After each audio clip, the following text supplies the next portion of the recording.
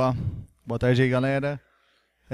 Como o Gustavo falou aí falou mal sobre microserviços, fiquei puto. Agora a gente vai falar bem sobre microserviços, entendeu? Porque é uma sacanagem isso, né? Não, brincadeiras aí. A gente vai falar um pouco sobre o momento de separar uma aplicação monolítica, né? E usar o Casa e Café, que é a empresa que eu trabalho, como um estudo de caso para ver como que a gente pode atuar nisso, né? Então, vamos lá. Bom, esse cara aí sou eu, né? Óbvio. Eu fiz engenharia da computação aqui no CAASO, por isso o amarelo dos slides, tá?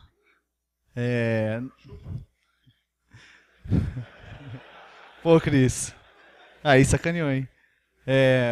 Eu tenho quase 10 anos no mercado de TI, trabalhei em algumas empresas como Portugal Telecom, Spring Mobile Solutions e numa startup dentro da Stefanini. E agora eu estou no Casa Café como líder técnico lá. Eu sou um apreciador de cerveja e café, não necessariamente nessa ordem. E apaixonado por fotografia também, analógica e digital. Bom, microserviços. O que são microserviços? Onde eles moram? Do que se alimentam? Hoje, no Globo Repórter. Bom, a nossa agenda vai falar um pouco sobre a diferença entre monolito e microserviço. O Gustavo já deu uma boa introduzida nisso, e aí a gente vai dar uma examinada. Depois eu vou explicar mesmo microserviços, definições, para quem é aplicável, quais são alguns padrões de design que eu considero importantes e que deveriam ser levados em conta. Falar um pouquinho sobre Docker e microserviços, vantagens e desvantagens. Partindo para isso, a gente vai olhar o cenário do Casa Café, eu vou explicar um pouquinho como que aconteceu, os problemas que a gente tinha, quais foram as soluções propostas, um passo a passo, e os problemas que essas soluções nos trouxeram. Tá bom? Então vamos lá. A primeira dúvida, monolitos ou microserviços, né? Qual é a diferença? A diferença é que se você fizer uma cagada no monolito, no microserviço você vai fazer várias, né? Essa é a principal diferença. Tem uma frase que eu gosto bastante que fala o seguinte: se você não é capaz de construir uma aplicação monolítica bem estruturada, o que te faz pensar que microserviços é uma saída? Então, o princípio de tudo é você ter uma aplicação bem construída. Então, se você utiliza as práticas de engenharia de software, você sabe modularizar a sua aplicação, ir para microserviços não é necessariamente o que você tem que fazer. Depende muito do seu caso. Mas você achar que só porque você tem um problema com um monolito você vai resolver indo para microserviços não é a melhor alternativa, né? Acho que o Gustavo conseguiu explicar isso muito bem, né? Então, comparativos, né? Monolito, eu roubei essa imagenzinha aqui do site do Martin Fowler, né? E peguei algumas definições que eu achei legal do site dele também, né? O que é o monolito? O monolito é um processo único, geralmente com uma base de dados unificada, que faz as integrações entre os módulos por chamada de função. Essa é uma das principais pontos do monolito. A integração entre os diferentes módulos é feita pela chamada de função. A gente pode ter também integrações via banco de dados. Por exemplo, eu tenho uma trigger no meu banco de dados que insere um cara em uma outra tabela que é de responsabilidade de um outro módulo. Então, isso é uma integração também, né? Eu posso ter chaves estrangeiras para uma tabela que é de outro módulo. Isso é uma integração também com outro módulo. Eu uso, em geral, uma stack única, né? Porque eu estou tudo dentro do mesmo processo, então eu escolhi lá minha tecnologia, meu framework e tudo mais. E aí, esse é um ponto polêmico, é uma tendência ao autoacoplamento. Não necessariamente. Por exemplo, se você usar o DDD, que o Gustavo explicou bem aqui, você souber separar os seus domínios, você não vai acoplar o seu código. Mas a questão é que, como você tem aqui integrações via de chamada de função, você tem grandes chances de ter um autoacoplamento. Porque às vezes você fala, mas eu faço aqui uma chamadinha para essa classe aqui resolver o meu problema. Só que aí você está invertendo a ordem das APIs e tudo mais, e aí você acaba juntando dois módulos que não necessariamente deveriam estar juntos. Então essa tendência depende mais da sua engenharia de software e de como você modela, do que realmente que o monolito te obriga a isso, né? E ele tem uma tendência à baixa redundância de informação. O que eu quis dizer com isso as informações geralmente são representadas no banco de dados em um lugar específico. Por exemplo, eu tenho uma tabela de usuários. As informações dos usuários estão lá. Na tabela de pagamentos, não tem informações do usuário. No máximo vai ter o ID do usuário. Se eu quiser, eu pego da tabela do usuário as informações que eu preciso.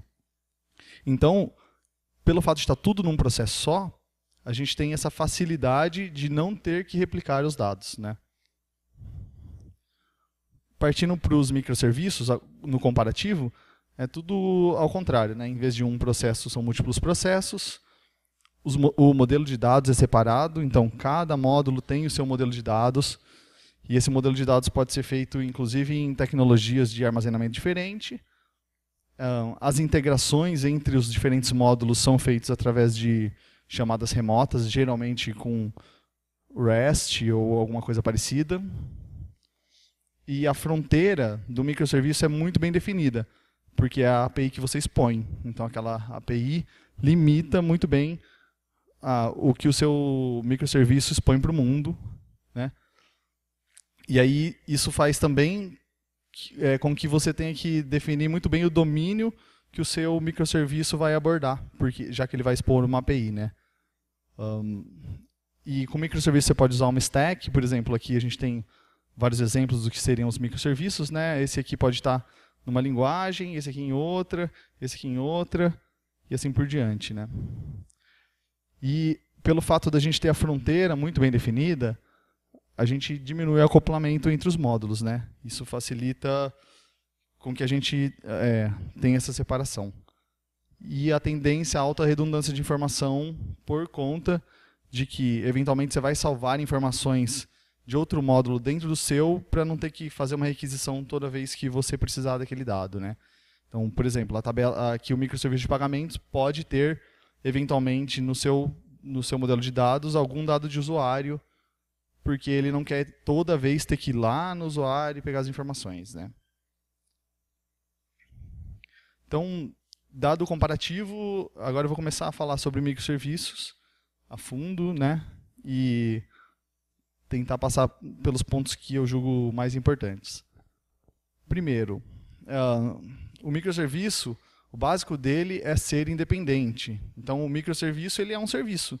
Ele poderia ser se fazer deploy em qualquer lugar e ele tem um fim em si mesmo, né? Então ele tem as informações que ele precisa gerenciar ali. Lógico, ele tem integrações que ele pode depender, mas ele é um sistema inteiro, apesar de pequeno. Então ele tem um modelo interno dele, do seu banco de dados, tecnologias que ele utiliza são independentes, ele pode ser atualizado, você pode fazer deploy independente dos outros, e ele pode escalar independente dos outros. Esse ponto é interessante, porque em algumas aplicações, dependendo do tamanho da sua aplicação, pode ser que um serviço seja muito mais usado do que outro, ou um módulo, né? O microserviço permite que você coloque mais caras desses que é mais usados no seu deploy. E os outros que são menos usados, você escala menos, então você consegue ter um balanço melhor entre os módulos. Mas isso só faz sentido quando, nesse caso específico de escalabilidade, quando você está num cenário muito grande de utilização, né? O microserviço também traz uma descentralização do modelo de dados, né? Já que cada microserviço vai cuidar dos seus dados, e ele deve ter um propósito único. E aqui, no livro de microserviços do Sam Newman, ele fala muito bem sobre você usar a estratégia de DDD para construir um microserviço. Então, tudo aquilo que o Gustavo falou de como a gente pode pensar no DDD é aplicável para se construir um microserviço também. Você pode modelar aquele domínio e cada microserviço vai atender a um domínio específico, né? Além disso, a fronteira, a fronteira é definida em alguns aspectos. Por exemplo, a API que você vai usar, né, versionado e tudo mais, que as pessoas vão acessar o seu microserviço, a codebase, aonde que vai ficar. Aí tem uma discussão entre se você coloca todo mundo no mesmo repositório, em repositórios separados e tudo mais, acho que não vale entrar nisso. E a única coisa que tem que ser única é o protocolo, né? Porque todos os microserviços vão se comunicar, então você tem que definir a priori um protocolo que você vai utilizar. Geralmente é um REST, né? Alguma coisa parecida. Às vezes é um protocolo binário também, mas o mais comum é usar JSON no REST.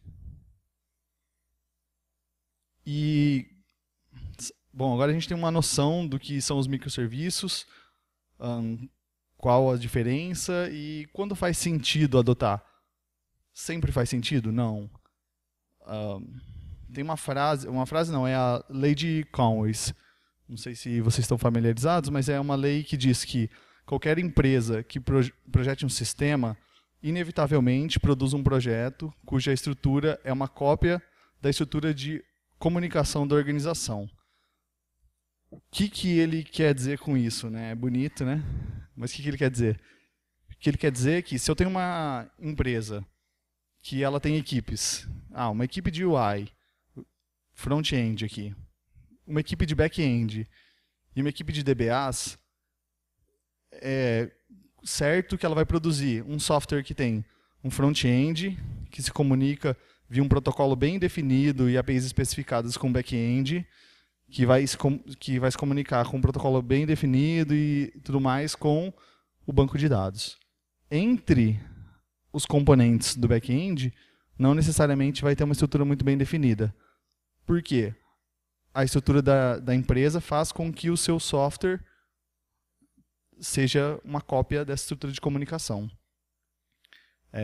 Para quem já trabalhou em empresas grandes, sabe que empresas que nos modelos mais antigos, onde as equipes eram grandes e tal, principalmente de software, tipo, um back-end tem um pedaço muito grande e aí vira isso mesmo aqui.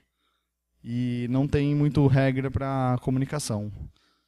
Se você faz algo como o monolito estruturado, você pode inclusive separar as equipes e tal e chegar num modelo mais próximo do microserviço. Mas se você faz esse modelo de equipe, é muito provável que você recaia neste modelo aqui de software. Já, no outro caso, se você tem times pequenos, multidisciplinares, que são responsáveis por algum domínio do seu sistema, é bem provável que você gere pedaços que são autônomos, que têm desde o front-end até o banco de dados, e que a comunicação entre esses componentes, digamos assim, ela será feita da mesma forma com que as equipes se comunicam aqui. Então, baseado nessa lei, a empresa que planeja trabalhar com microserviços deve ter equipes com multidisciplinaridade, primeiro. Segundo, autonomia sobre um domínio. Aquela equipe tem que ser a responsável e poder bater o martelo e falar isso aqui vai ser feito dessa forma ou não. E comunicação com os times de domínios próximos, que são aqueles com que o seu domínio se relaciona. Certo? Mas a gente pode ter também o contrário. O que é o contrário? Eu tenho uma empresa que não tem esses itens aqui, mas eu gostaria de ter. Então, aqui, inclusive eu coloquei aqui, não sei se está dando para ver aí, que está bem cinza, apagado, é um artigo na ThoughtWorks que fala sobre desmistificando a lei de Commons, que é, se você quer atingir equipes dessa maneira, uma boa forma de fazer isso é adotar microserviço. Por quê? Porque se você adota o microserviço, você vai forçar com que as equipes sejam multidisciplinares, com que elas se tornem donas de um domínio e com que elas tenham que interagir com equipes donas dos domínios próximos a ela. Então, microserviços é aplicável se você busca esse tipo de interação. Entendeu? Beleza. Então eu quero ir para uma equipe multidisciplinar, eu quero que minhas equipes tenham autonomia e tudo mais, vai ser legal pra caramba, todo mundo vai vai se comunicar, vai ser super joia. Mas tem algum requisito mínimo para eu ir para microserviço? Tem 3. 3 que, se você não preencher esses requisitos, você pode desistir, que microserviço ainda não é para você. Se você preencher, aí você pode ir feliz. Vai ter dor de cabeça pra caramba, mas pode ir feliz. Então, quais são eles? Primeiro, provisionamento rápido de infraestrutura. Então, você tem que usar alguma coisa. Precisa ser uma cloud pública, tipo AWS? Não precisa. Você pode ter um OpenStack, alguma coisa assim. Mas você não pode depender de abrir um ticket para o cara da infra. Aí o cara da infra não tem tempo, aí ele vai colocar a sua máquina para rodar 4 dias depois. Isso não pode acontecer. Se você precisa escalar, por exemplo, e precisar fazer isso, ferrou. Microserviços não é para você. Segundo, capacidade de entregar em produção rapidamente. Que entregar em produção rapidamente, a gente já pensa lá em continuous deployment. Não é obrigatório continuous deployment. Lógico que, assim, se tiver continuous deployment, muito melhor, mas não é obrigatório.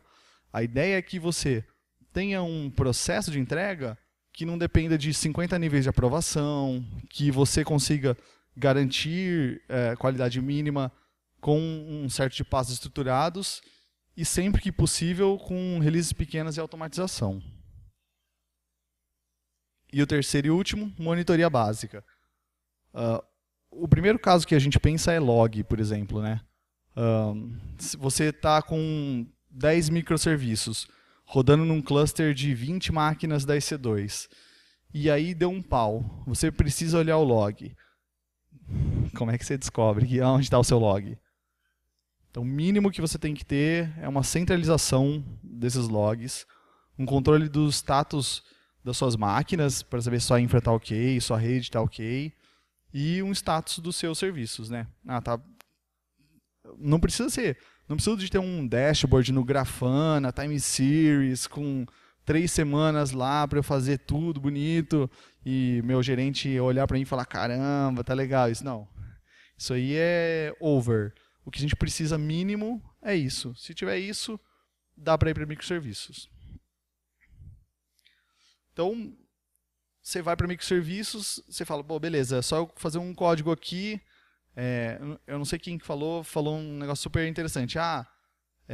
Você faz um código síncrono e tal, e aí, eventualmente, as coisas começam a ficar inconsistentes e alguém falou sobre consistência eventual, né? Trabalhar com microserviços não é igual trabalhar com monolito, porque você tem uma série de coisas no meio do caminho que vão te atrapalhar, vão trabalhar contra você, né? O primeiro ponto importante é a comunicação entre esses serviços do ponto de vista de chamadas, né? Então, eu separei aqui 3 coisas que podem influenciar nessa parte das chamadas que seriam bons de ser, são padrões bons de ser adotados. Primeiro é timeouts. Então, você deve ser capaz de alterar o seu timeout com facilidade. Então, toda a sua requisição tem um timeout configurado. E você tem que ser capaz de conseguir alterar isso muito fácil. Por quê? Se você não consegue alterar, eventualmente você tem um serviço que está demorando um pouco mais para responder e você sempre vai responder para trás como erro, né? Então você deve conseguir mudar isso. Se você precisa fazer um deploy para mudar um timeout, a menos que seja um deploy muito rápido, assim, se você precisar fazer um deploy, parece que está errado. Segunda, Circuit Breaker. O Circuit Breaker ele é importante para evitar que não aconteça o efeito dominó dentro dos seus microserviços. Tipo, se você tem um microserviço lá funcionando, e aí de repente esse microserviço começa a ter um problema, ele não derrube todos os outros que chamam ele. Como que funciona o Circuit Breaker? Toda requisição que ele faz, ele vai guardando o status e ele vai tendo um contador de erros. Conforme esse contador vai aumentando, de maneira sequencial, por exemplo, eu fiz uma requisição, deu erro, a próxima deu erro, a próxima deu erro. Quando eu tenho um certo número de erros, eu paro de fazer a chamada para esse serviço e retorno já o erro de cara. Então, por exemplo, eu tenho o serviço de usuário, chama o serviço de pagamento. O serviço de pagamento está com um problema lá. E ele está demorando para responder. Aí se eu não tenho circuit breaker, eu faço uma requisição, aí ela retorna timeout. Aí eu vou fazer um retry, aí eu vou lá e faço a mesma requisição. Aí dá timeout. Aí eu faço mais uma, dá timeout, e eu falo, beleza, então deu erro, jogo um erro para trás. O que aconteceu no microserviço de pagamentos foi que ele recebeu uma requisição, começou a processar, e ele já estava com uma carga alta. Não terminou de processar, chegou outra requisição, que ele não consegue processar, chegou a terceira requisição. Com vários serviços fazendo isso, você derruba o serviço de pagamento. Então, você tem que ter uma forma de não fazer com que os seus serviços derrubem-se uns aos outros, né? Então, o Circuit Breaker é uma maneira inteligente de você fazer isso. Porque a partir do momento que você percebe que um serviço está retornando muito erro, você para de chamar, e aí de tempos em tempos você vai lá e fala, você está vivo? Você está vivo? Você está vivo? Aí quando ele responder que está, você começa a deixar algumas requisições passar e tenta voltar à normalidade. E o último padrão de chamadas é o Bulkheads, que é... Bulkhead ele vem do navio, que tem isolamentos para que a água, se tiver um vazamento em um pedaço, não comprometa o navio inteiro e você não afunde com o navio. Então a ideia do Bulkheads é você ter uma degradação graciosa, assim, né? Uma palavra meio... né? Mas é isso aí. Se você tem um serviço, por exemplo, eu tenho um serviço que faz sugestão de alguma coisa, e esse serviço degrada, em vez de eu fazer sugestão, eu pego os 3 primeiros e retorno para a pessoa. Não vou fazer uma sugestão boa, mas eu não vou deixar de ter um resultado para ele. Então, como a gente faz o design do nosso sistema com microserviços, para ter essa resiliência, é o que a gente chama de bulkheads. Então, esses são os padrões de comunicação que são, digamos assim, os ótimos de serem aplicados, né? Agora, sobre como os microserviços interagem, tem uma arquitetura que é orientada a eventos, que também é um padrão de design. Esse cara vocês encontram no microservices.io, tem uma explicação bem boa lá. Vou tentar dar um overview, porque ele é um pouquinho mais complexo, mas acho que dá para pegar a ideia. Isso aqui é bem focado na consistência eventual. O que é a consistência eventual? Eu recebo uma requisição e pode ser que o meu sistema não esteja com o resultado que eu espero logo depois que a requisição já retornou com OK. Mas vai acontecer uma série de steps e aos fins desses steps vai estar do jeito que eu esperava. Então vamos lá. Vamos supor que eu recebo cada serviço recebe, por exemplo, meu serviço de usuário recebe lá uma atualização de usuário. Então ele sabe que o usuário foi atualizado. Em vez dele chamar todos os serviços que precisam fazer alguma coisa quando o usuário é atualizado, ele lança um broadcast de um evento, usuário atualizado. Aí todos os outros serviços que são subscribers desse evento recebem essa notificação. Então, por exemplo, o meu serviço de pagamento precisa saber, não sei porquê, mas ele precisa saber de usuário atualizado. Então ele recebe isso, pega essa informação de usuário atualizado, e aí ele vai lá e atualiza e faz o que ele tem que fazer. Pode ser que nesse aspecto ele também lance um outro evento. E aí esse evento pode gerar outros eventos. Então você faz como se fosse uma árvore. O primeiro evento dispara vários eventos que podem disparar vários eventos. Quando a árvore inteira tiver sido executada, aí meu sistema está consistente novamente. Mas isso eu já respondi há muito tempo para quem me invocou falando, beleza, o usuário foi atualizado. Vou fazer um passo a passo aqui que acho que facilita um pouco para entender. Vamos supor que eu fiz um pedido pela UI aqui. Aí a UI chamou a API de criar pedido no serviço de pedidos, né? Então ele cria o pedido no banco e lança o broadcast. Rolou um pedido aqui. Aí o microserviço de pagamento fala, então eu tenho que cobrar. Rolou um pedido, eu tenho que fazer a cobrança disso.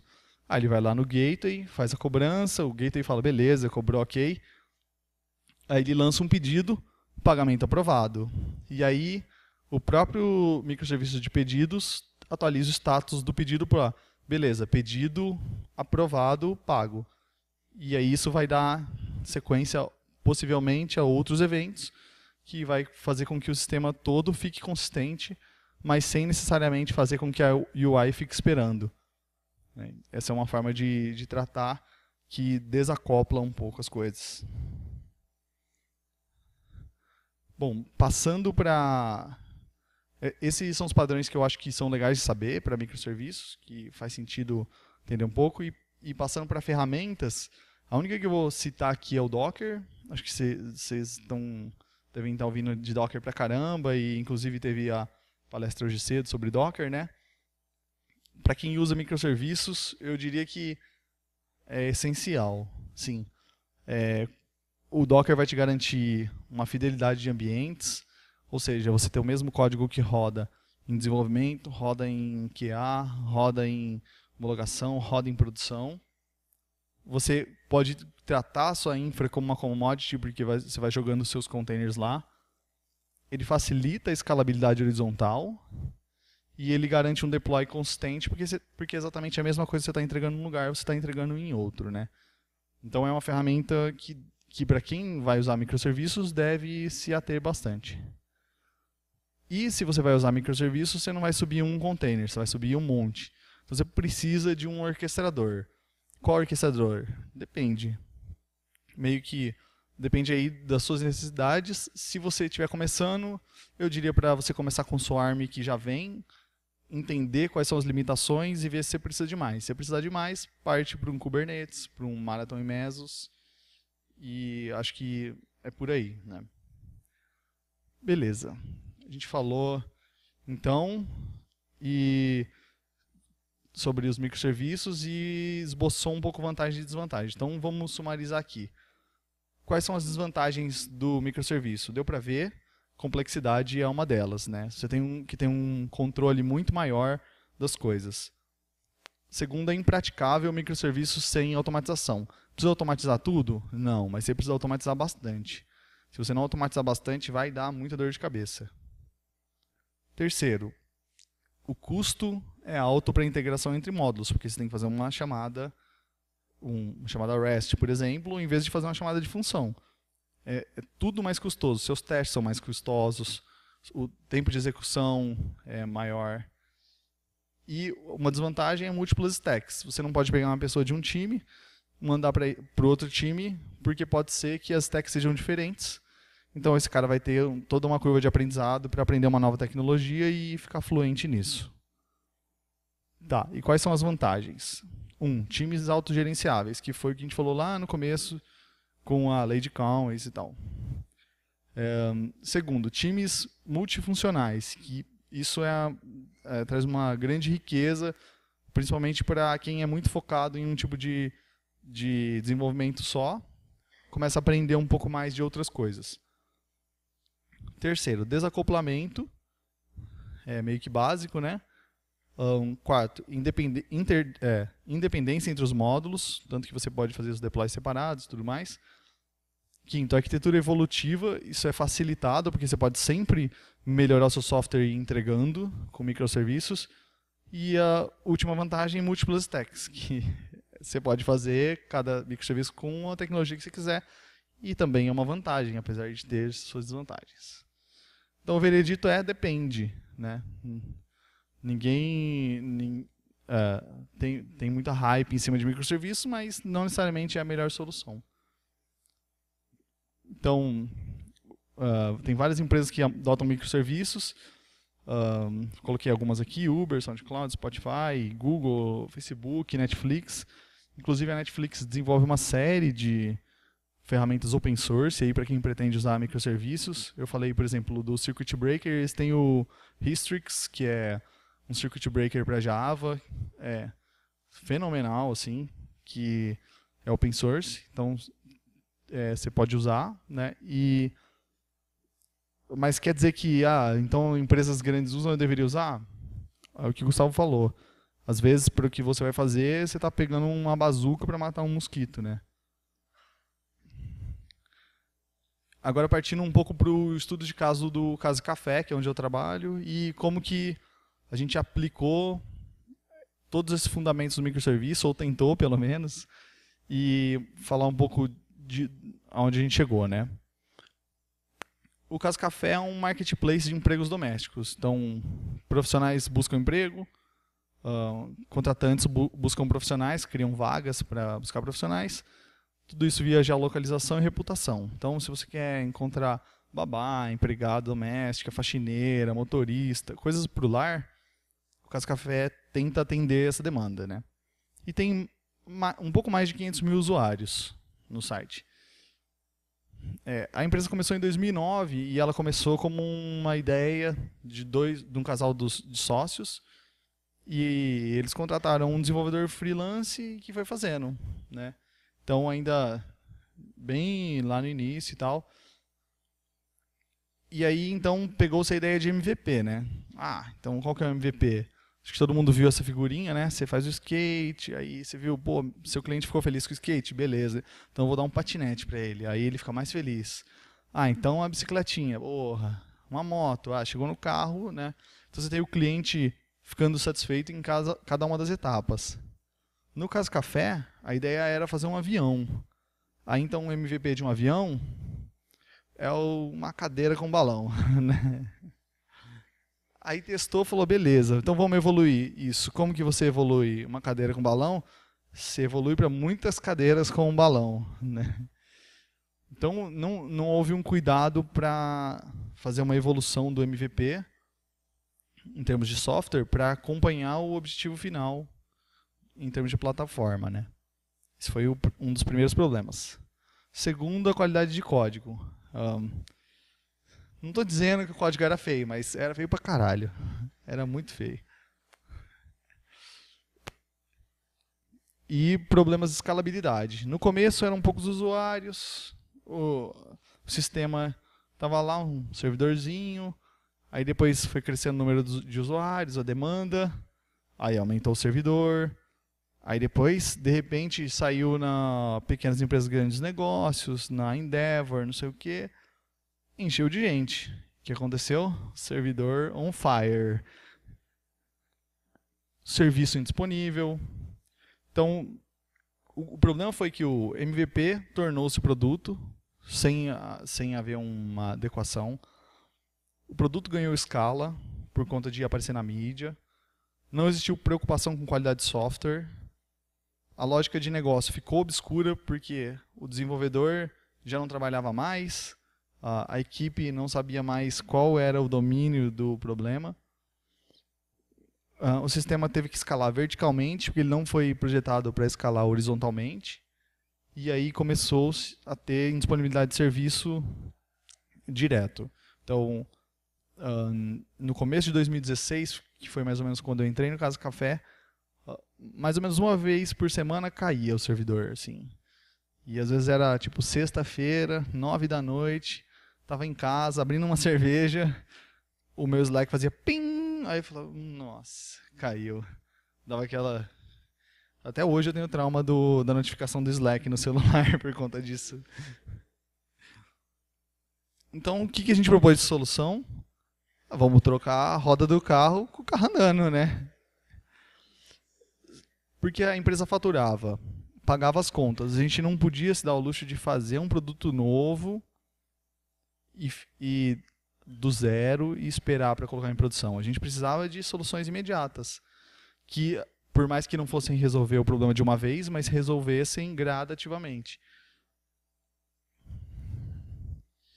Então, a solução proposta foi encontrar uma entidade do sistema que pudesse ser isolada. Então, eu olho o sistema inteiro e falo assim, o que eu posso tirar, arrancar fora daqui? No nosso caso, foi a parte de vagas. Aí a gente começou a entender a regra de negócio de vagas, porque como não tinha documentação, não tinha ninguém que sabia, o desenvolvedor que tinha feito já não trabalhava mais, a gente começou a discutir como time e passar a ser dono do conceito de vagas, porque essa é uma parte importante para a implementação.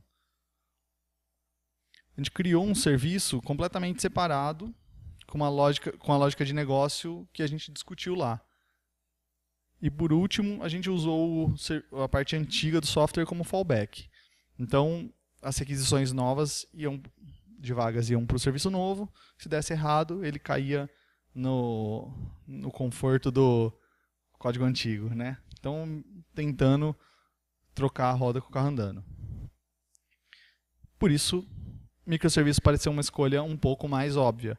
A gente queria tirar um pedaço do código, que era um serviço, que ele era autocontido, que ele tinha uma lógica de negócio separada, e fazer essas ligações aos poucos.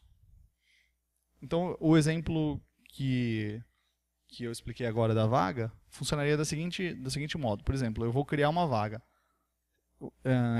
A aplicação monolítica recebe essa criação da vaga, ela repassa para o microserviço direto, o microserviço acessa o banco e salva essa informação de criação de vaga. E ele retorna um OK. Como a gente quer ter fallback, a aplicação monolítica salva também. E aí ele retorna um OK para trás. Quando criação funciona dessa forma, update também, delete também. Mas se for um get, ele funciona da forma seguinte. A aplicação monolítica chama um microserviço, ele pega do banco e ele responde. Se ele responder OK, já retorna para trás. Se ele responder um 404, aí eu tenho que ver se no meu banco se esse 404 é um 404 de verdade, né? Porque pode ser que não seja. Por uma série de fatores. Primeiro porque a gente começou sem fazer uma migração dos dados, né? Então, só testando a lógica de negócio mesmo. A vantagem é que o get só vai para cá se ele não achou aqui. Então, isso já me economizou um uso do meu banco de dados sempre que eu encontro no microserviço. Então, eu consigo tirar um pouco do meu peso. E como a gente escolheu trabalhar com vagas, e vagas, por acaso, era o cara que estava mais impactando o meu servidor, eu olhava as transações de vagas e via que elas eram as mais demoradas, eu tive uma melhora perceptível com isso. Então, quais foram os resultados iniciais? Tivemos uma grande redução nos locks do banco de dados, que era uma coisa comum. A gente diminuiu o tempo médio de transações envolvendo vagas. O fallback me permitiu essa dupla convivência sem muito estresse, só que ele foi insuficiente para resolver o problema da plataforma. A plataforma não caía mais uma vez por semana, caía uma vez a cada 15 dias, né? Já dava uma certa folga, né? Então, a gente teve que planejar uma evolução desse sistema. Como a gente planejou? A gente chama de opportunities, né? A gente fez o microserviço de vagas, que é aqui, opportunities. Depois fizemos o microserviço de usuário. Depois o de profissionais.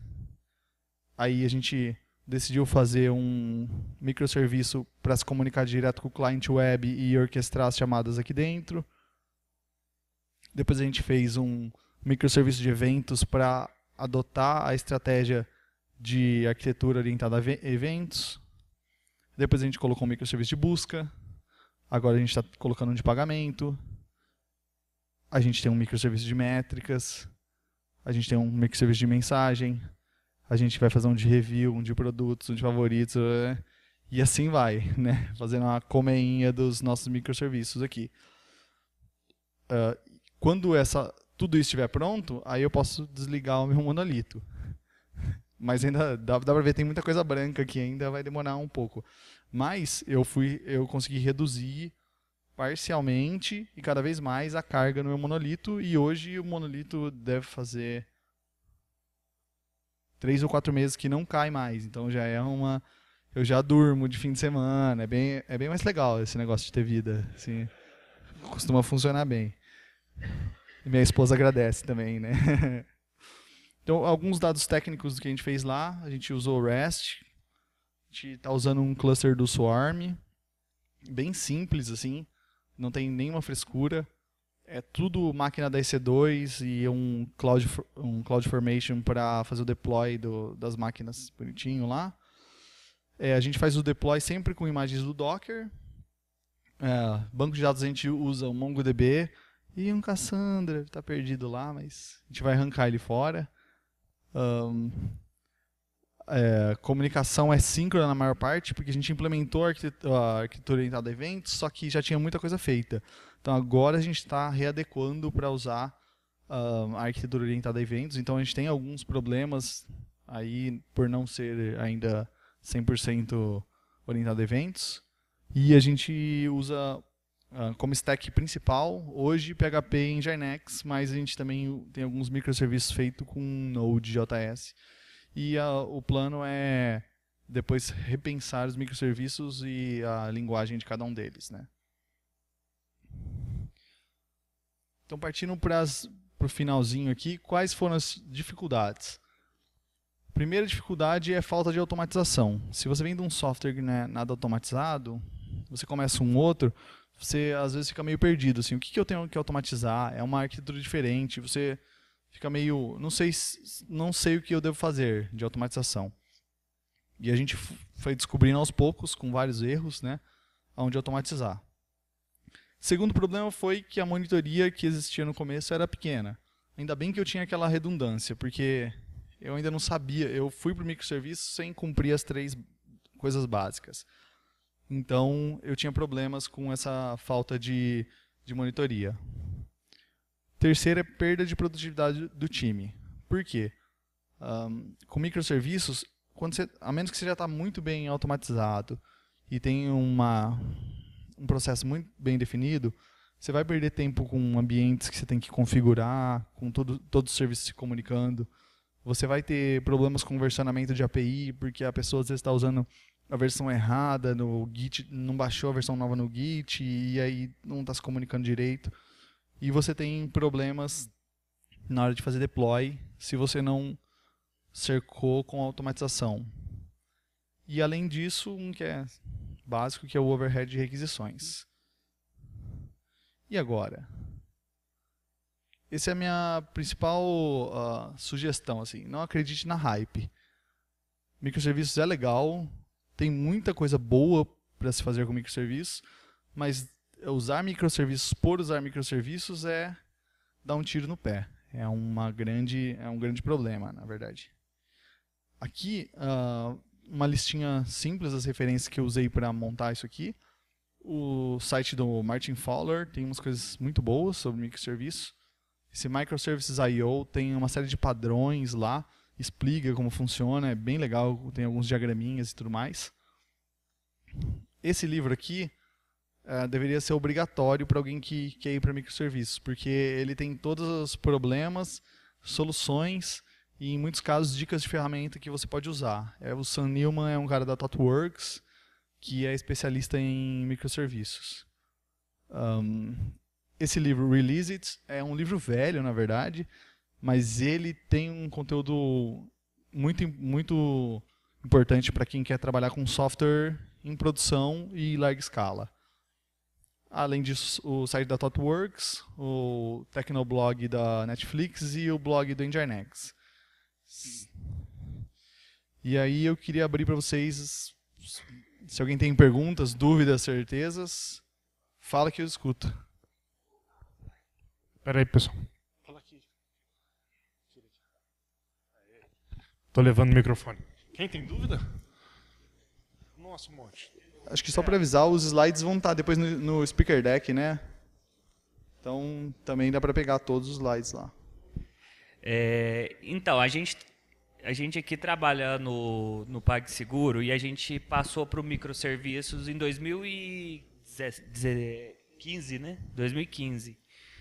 E a gente chegou num contexto, nem todo mundo leu o livro do Sam Newman, e tem mais de 60 times, e os microserviços começaram a perder a essência de domínio.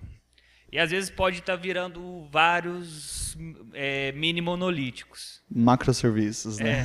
Macroserviços.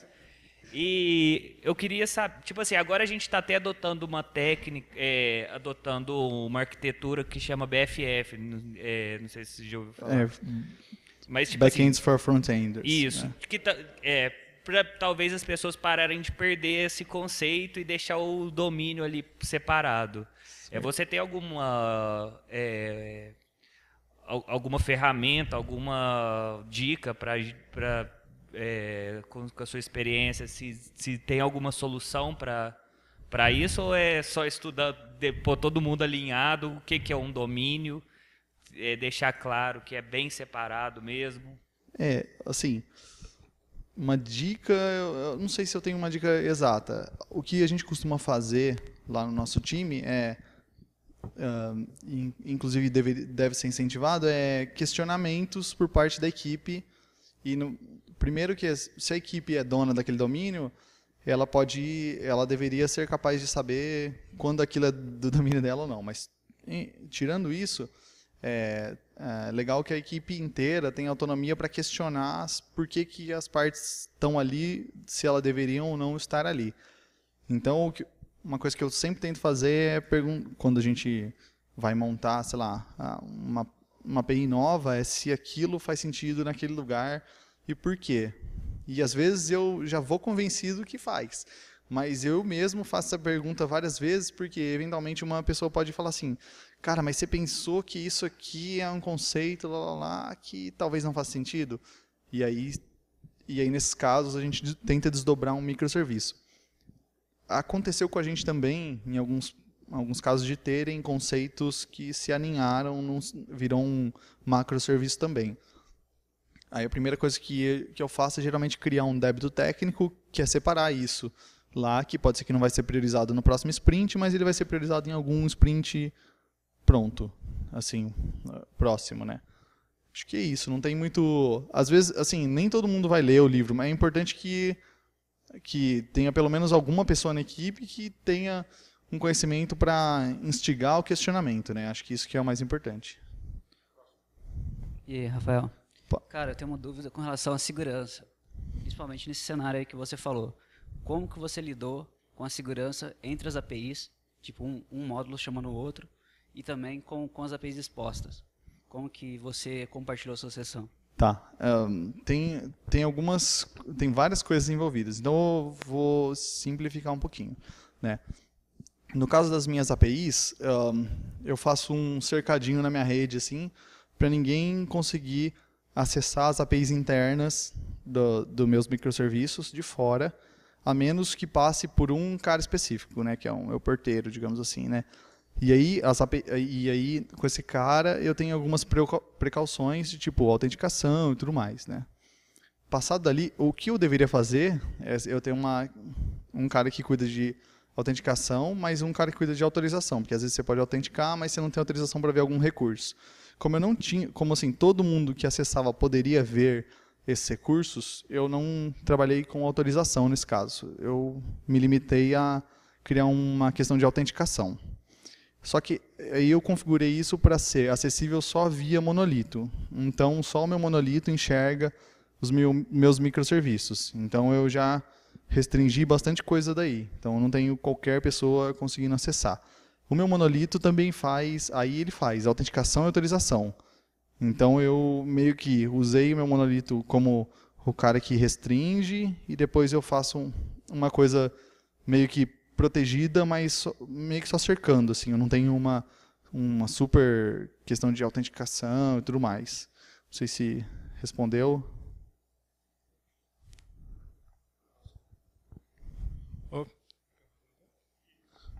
Tudo bom? Primeiro ponto aí, parabéns pela palestra. Deu para ver que assim, é bacana ter esses casos reais, né? E por causa disso, eu queria perguntar, assim, até para você expor como experiência, como que foi lidar com a questão transacional de, por exemplo, eu dependo de tal serviço, ele deu falha, como que foi essa experiência para vocês? Isso é uma dúvida muito comum, eu acredito. Sim, aqui tem dois cenários, né? Primeiro que eu não sabia que isso ia ser um problema no começo. Então, eu fiz errado, né?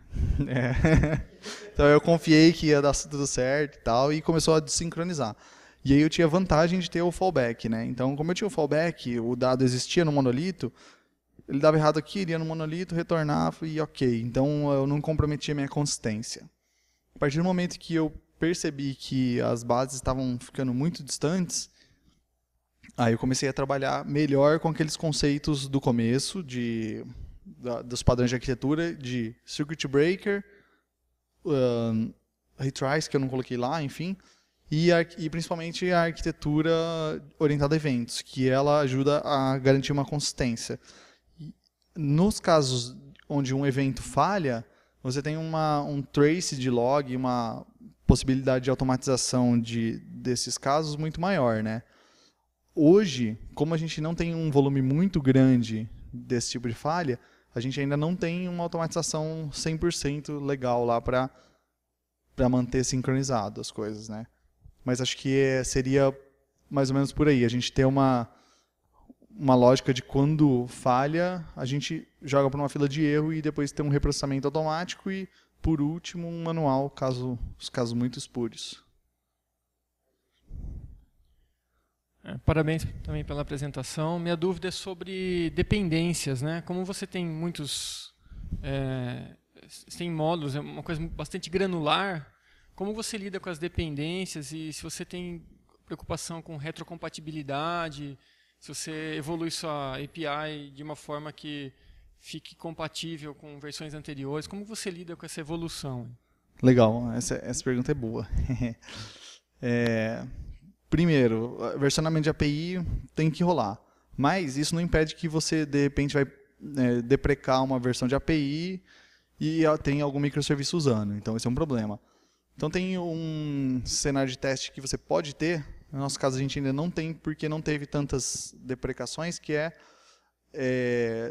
teste de contrato. Então você tem dois tipos de teste de contrato, mas inclusive o Martin Fowler tem um artigo muito bom sobre isso.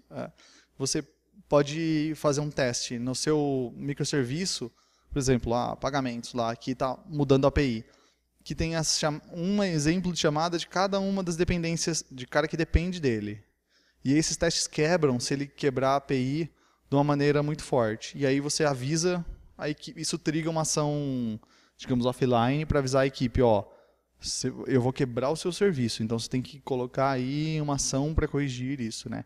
E tem o teste de contrato na saída também, que é mais ou menos parecido, só que aí é com quem você chama, né? Mas acho que deu para entender, né? Porque aí você pode estar mudando a sua chamada e de repente está quebrando um cara que não está esperando essa mudança.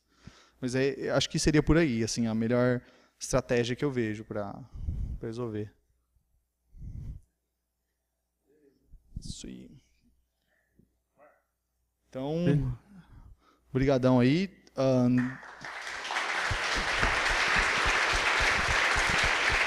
fazer uma mesa redonda?